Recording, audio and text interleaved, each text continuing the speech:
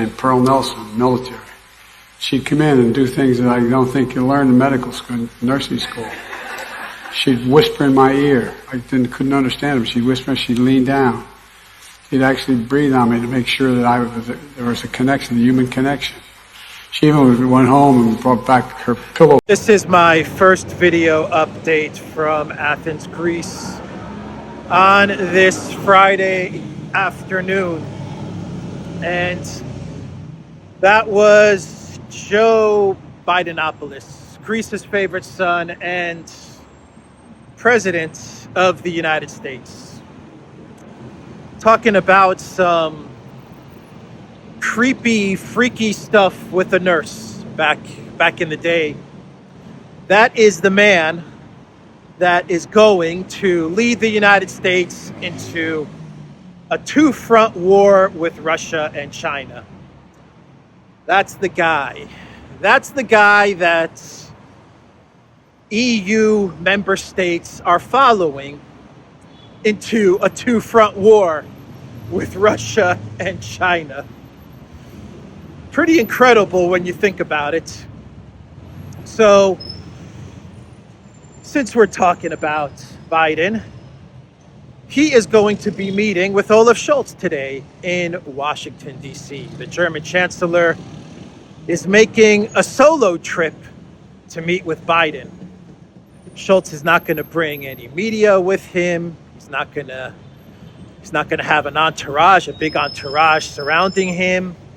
There are going to be no press conferences, no questions from the media, nothing like that. This is going to be a one-on-one, solo, private meeting between Biden and Scholz. And on the agenda is Ukraine and sanctions against China.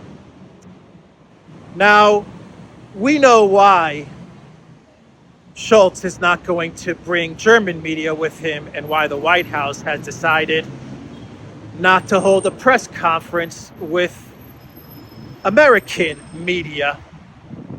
It's because it would look very, very awkward and uncomfortable to have Scholz standing next to Biden fielding questions about Nord Stream.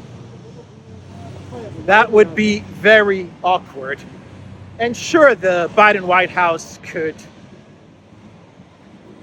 make it so that the media is ordered not to give any questions about Nord Stream. But why risk it? You never know. Maybe a Peter Doocy might stand up and say something connected to Nord Stream and just make the whole situation very uncomfortable for both leaders. And just the optics of a press conference between Biden and Scholz would remind a lot of people of the press conference that took place almost a year ago, a little over a year ago, where it was Scholz who was standing next to Biden when Biden took a question from a reporter, something along the lines of, Mr. President, what happens to Nord Stream should Russia invade Ukraine? And that's when Biden said, we're going to make Nord Stream a non-issue. We'll deal with Nord Stream. And the reporter once again asked Biden, but sir, how can you do that? Nord Stream is a German project. It's in Germany. It's under German control. And Biden said, don't worry about that. We'll deal with Nord Stream should Russia invade. That was February 7th or February 9th, sometime around there last year. And so it's probably not a good idea to have another press conference between Biden and Scholz a year after that disaster took place. So it's just going to be Biden sitting down with Scholz talking Ukraine and China. And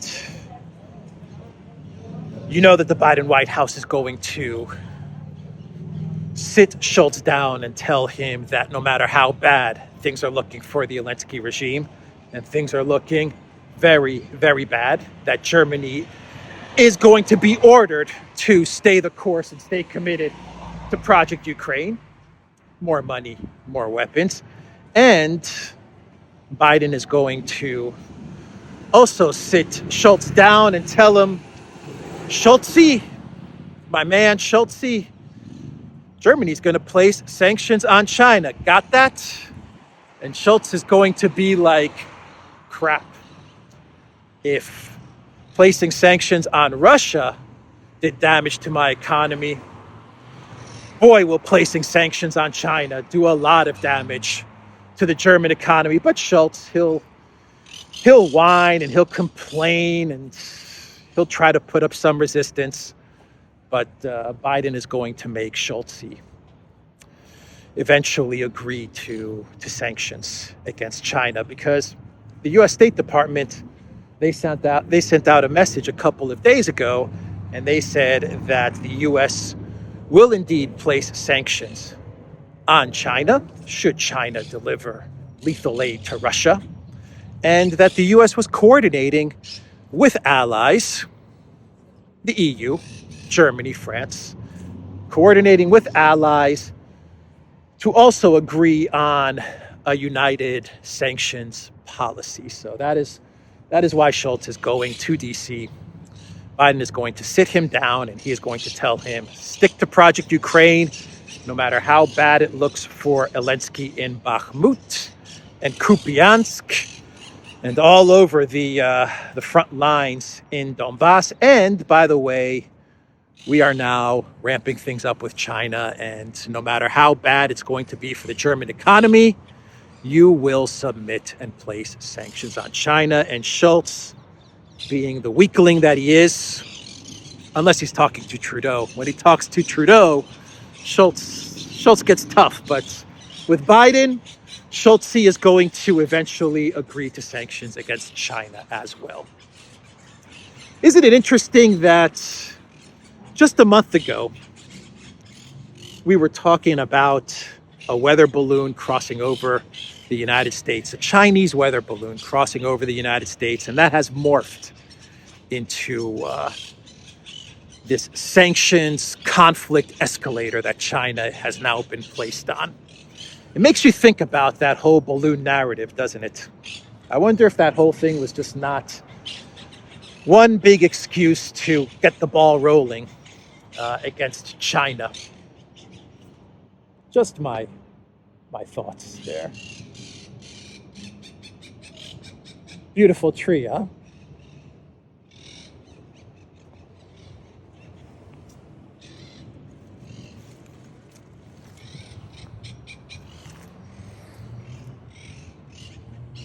There we go. So, yeah, that's Schultz in DC. Lavrov, he was at the G20 foreign ministers meeting in India, and he gave a very interesting press conference at an event after the G20 meeting called the Raisina Dialogue 2023. And this was an event, and it featured Lavrov speaking to a journalist and answering questions. And he said that Russia will never allow pipelines to be blown up again. He used the word again, obviously in reference to Seymour Hersh and the Nord Stream pipeline sabotage. And then he said that Germany has been humiliated physically and morally, once again in reference to Seymour Hersh and the Biden White House Nord Stream pipeline sabotage. Look for that press conference with Lavrov, that press event. It's really good. Lavrov really talks about a lot of different issues connected to Ukraine, the special military operation, Russia energy policy, and this is just a good event, and it's good to hear from Lavrov. He's a straight shooter. He talks a lot of facts, and he doesn't hold back. of course, it influenced против нас, украинского народа. the policy of Russia, Конечно, including все это energy влияет на policy. политику России в сфере And энергетики. Blunt way to describe what is the change, what changed, we would not Если anymore кратко сказать о том, что rely изменилось, мы on больше any не будем partners in the полагаться West. на We каких-либо would партнеров not на allow Западе. them Мы не to позволим blow the им pipelines again. By the way, we взрывать asked for трубопроводы investigation, снова. and Кстати, мы immediately попросили this провести investigation request was denied. расследование, и Americans called тут it a же nonsense. это расследование было And отклонено. when Американцы назвали Seymour это Hersh published нонсенсом. his И когда findings, Сеймур Херш опубликовал saw what the свое reaction разоблачение, of ну, вы видели Europeans, реакцию. Вы видели and the реакцию Americans, европейцев и was. американцев.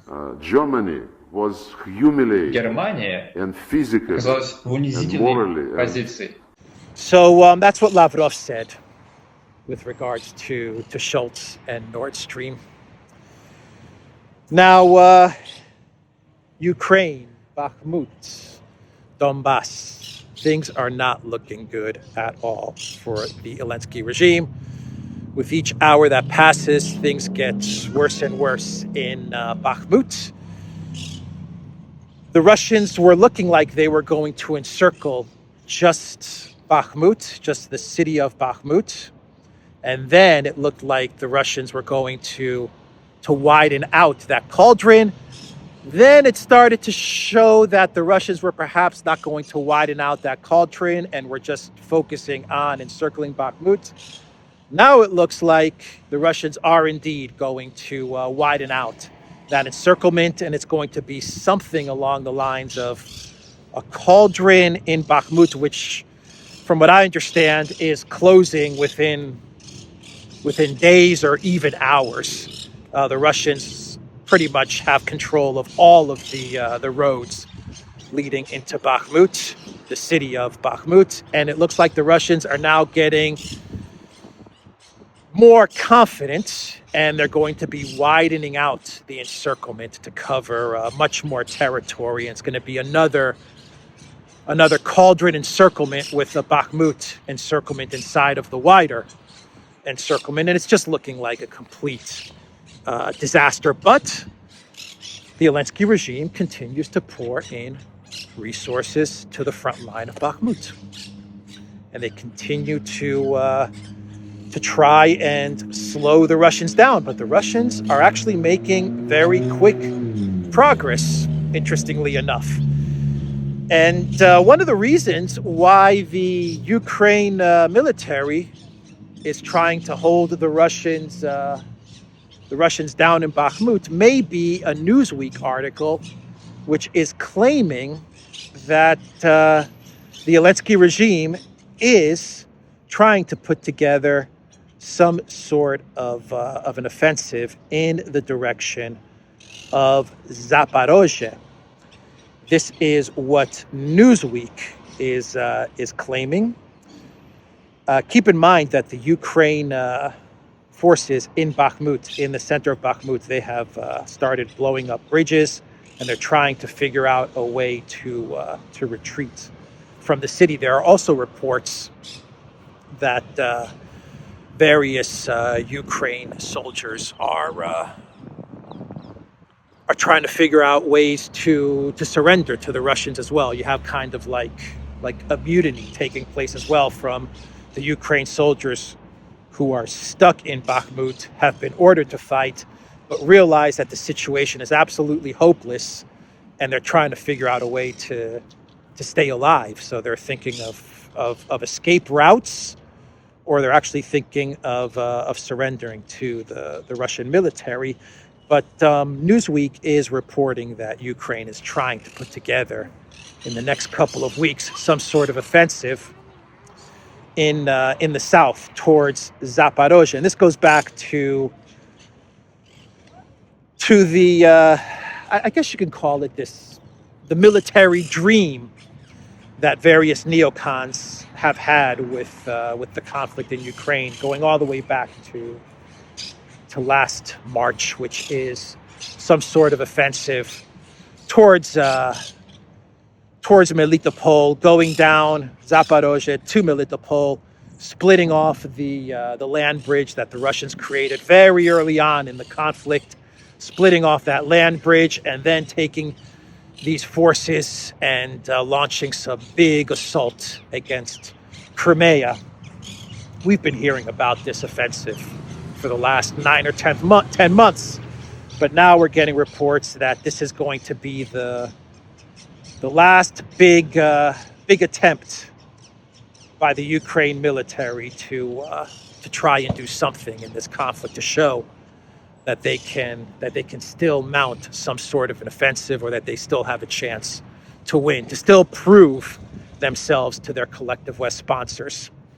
And this is what Newsweek is saying. Ukraine, under pressure, will soon launch a counteroffensive that will appease NATO, according to Newsweek. And they're citing U.S. Marine Corps Colonel Mark Kensian. Kensian predicts that the armed forces of Ukraine are preparing to strike in the south, Kherson, Zaporozhye regions. Quote, Ukraine will soon launch its own offensive, not only confront Russia, but also show NATO allies that the war is breaking the stalemate. The armed forces of Ukraine will strike at the Zaporozhye region, which at this stage is not very well held by Russian troops, Newsweek says.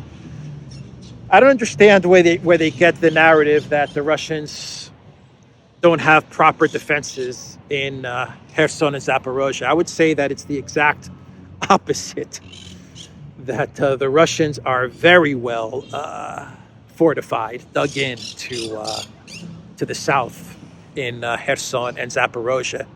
Even when the Russians didn't have good defenses and the line was stretched thin, especially in Kherson, and Ukraine was mounting attack after attack in Kherson, the Russians were still able to beat back those attacks. Remember, the Russians voluntarily moved out of the one bank of Kherson, and they moved their positions back to a more stable position, but they were still able to beat back any Ukraine offensives,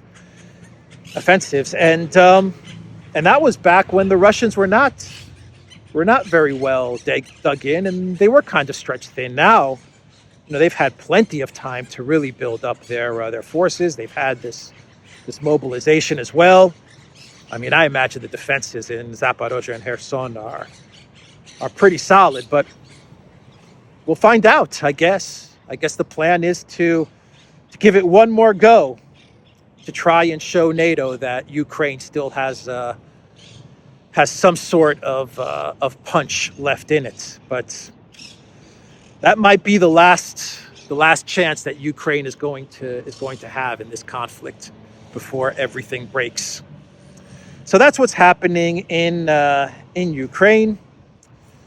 Once again, if you want to get a much more detailed analysis as to what's going on the ground, follow Alexander Mercouris, follow Brian Berletic. They'll give you a good breakdown as to what's going on the ground in Ukraine, the military situation, and of course they add the geopolitical analysis as well, and it'll give you a good understanding as to what's happening in Ukraine. And let's talk about, I had one more story, or do I have one more story before I get to my clown world? All the singing that you hear are the parakeets. They're all over in this spot. Tourists actually come here to take photos of the parakeets because they are everywhere. I'm trying to see if I can capture one of them on this video, but no, they're up there. Anyway, let's do some cloud worlds. Oh, there we go. There we go.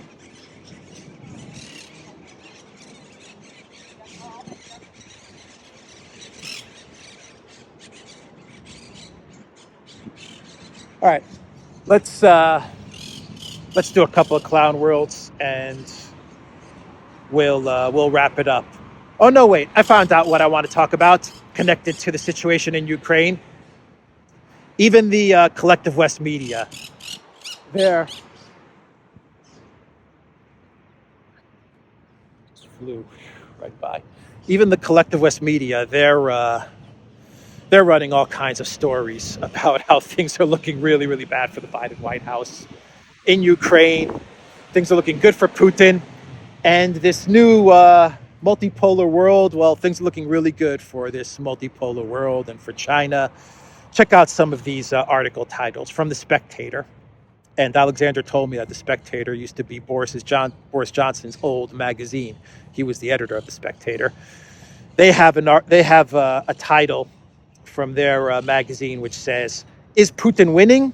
The world order is changing in his favor."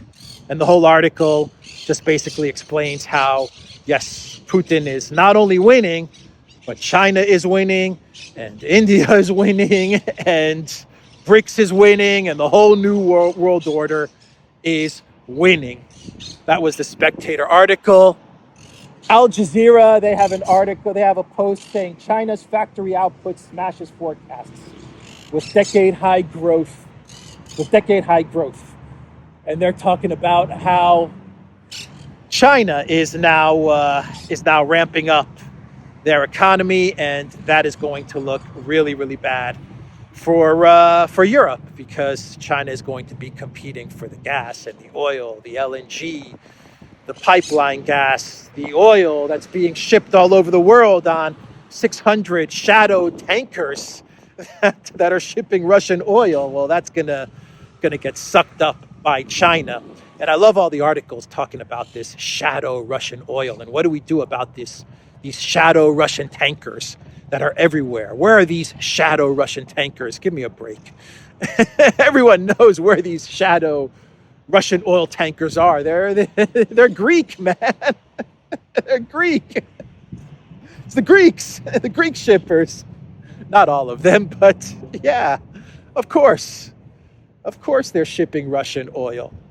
They're just blending it with other oil, and according to the EU sanctions, when you blend the Russian oil with other oil, even just a drop, it's sanctions proof.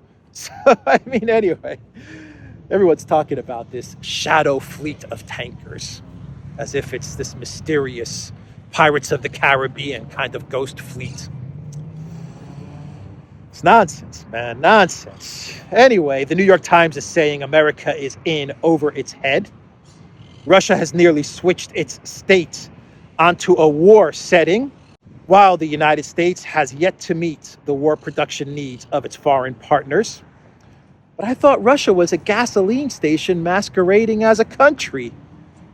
How did a gasoline station switch to a war economy and is now cranking out ammo and weapons far exceeding the capabilities of the EU and the United States? How is that happening? I don't know. I just don't know.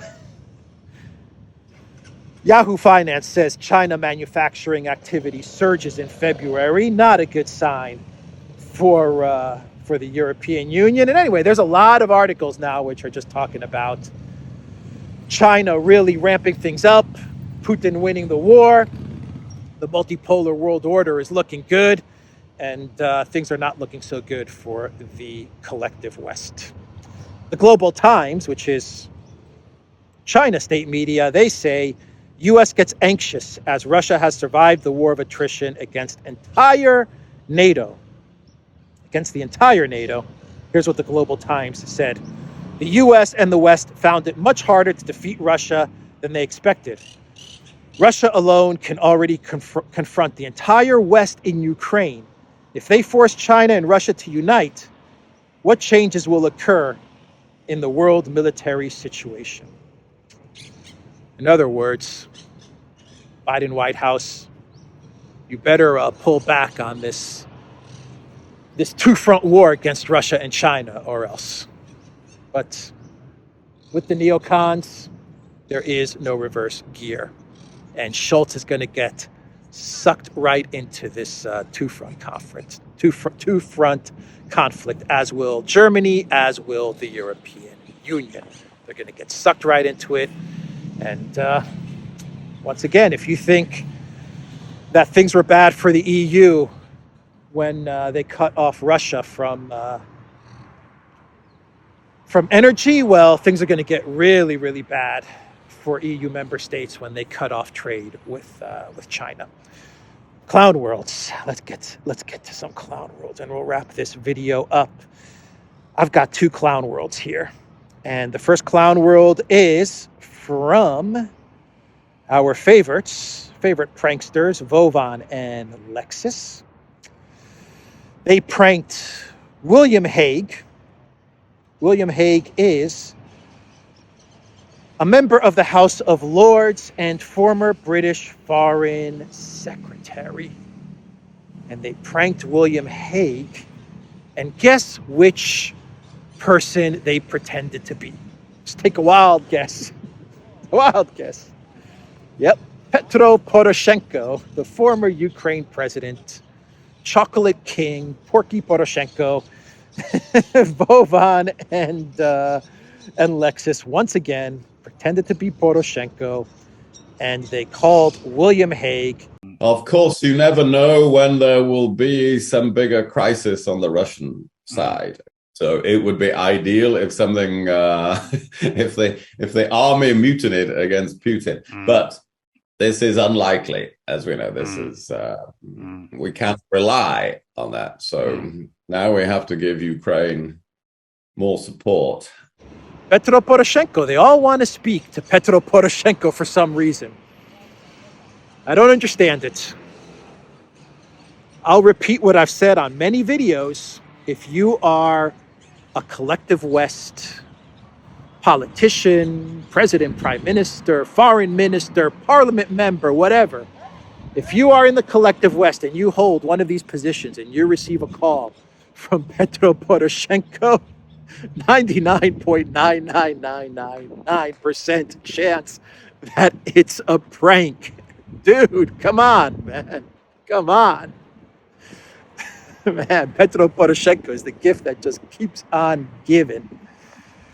Anyway, so let's do one more clown world here. And I got an email from a viewer, and they sent me a magazine cover. I don't know this magazine, this publication. It's a German publication called Stern Magazine. And the title of this cover reads, "The Big Brother is Back." And it has Joe Biden holding little Schultz's hand. The Big Brother is back. Let's see if I've got any other translations here. Luckily, there's Joe Biden in the conflict with Russia and China. We can again rely on the USA. I guess that's what it says right underneath the title. Yeah, luckily, Germany can rely on Joe Biden as they take on Russia and China. Joe Biden and his nurse stories, his creepy nurse stories. Oh, man. Yep, Germany is very lucky that they can rely on Biden holding Schultz's hand. Little Schultzy, come along, little Schultzy, as we wage a military and economic war against Russia and China. Anyway, that's the video, everybody. theduran.locals.com. We are on Rockfin as well, and go to the Duran shop. 10% off. Use the code. Good day. Take care.